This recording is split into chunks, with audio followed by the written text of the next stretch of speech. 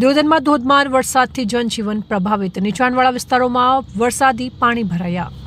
દિયોદર શહેર સહિત આસપાસના ગ્રામ્ય વિસ્તારોમાં આજે લાંબા વિરામ બાદ મેઘરાજાએ ધમાકેદાર એન્ટ્રી કરતા ધોધમાર વરસાદ વરસ્યો હતો। છેલ્લા 4 કલાક દરમિયાન અંદાજે 5.5 ઇંચ જેટલો વરસાદ ખાબકતા શહેરના નીચાણવાળા વિસ્તારોમાં તેમજ રહેણાંક વિસ્તારોમાં વરસાદી પાણી ભરાઈ ગયા હતા। અચાનક પડેલા ભારે વરસાદને પગલે શહેરના મુખ્ય માર્ગો અને આંતરિક રસ્તાઓ પર પણ પાણી ભરાઈ જતા વાહન ચાલકોને ભારે મુશ્કેલીઓનો સામનો કરવો પડ્યો।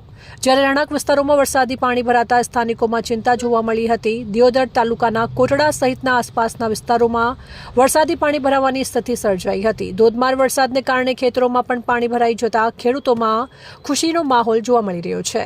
લાંબા સમયના વિરામ બાદ સારો વરસાદ વરસતા જગતનો તાત ખુશખુશાલ બન્યો છે। વરસાદના પગલે સમગ્ર દિયોદર પંથકમાં ઠંડક પ્રસરી જતા લોકોએ પણ રાહતનો અનુભવ કર્યો છે।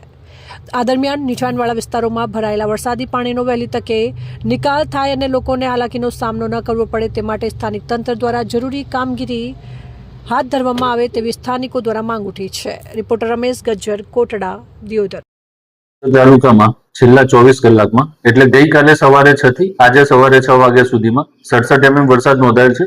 તેમજ આજે સવારે 6 વાગ્યાથી સવારે 10 વાગ્યા સુધી એટલે છેલ્લા 4 કલાકની અંદર 153 mm વરસાદ નોંધાયેલ છે।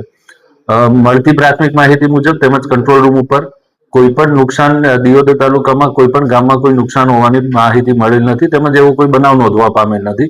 દિયોદર ગ્રામ્ય વિસ્તારની અંદર દિયોદર ગામમાં કેટલીક જગ્યાએ પાણી ભરાવાના પ્રશ્નો સામે આવ્યા છે, જેની તાત્કાલિક પાણી નિકાલની કાર્યવાહી ગ્રામ પંચાયત દ્વારા હાથ ધરવામાં આવેલ છે।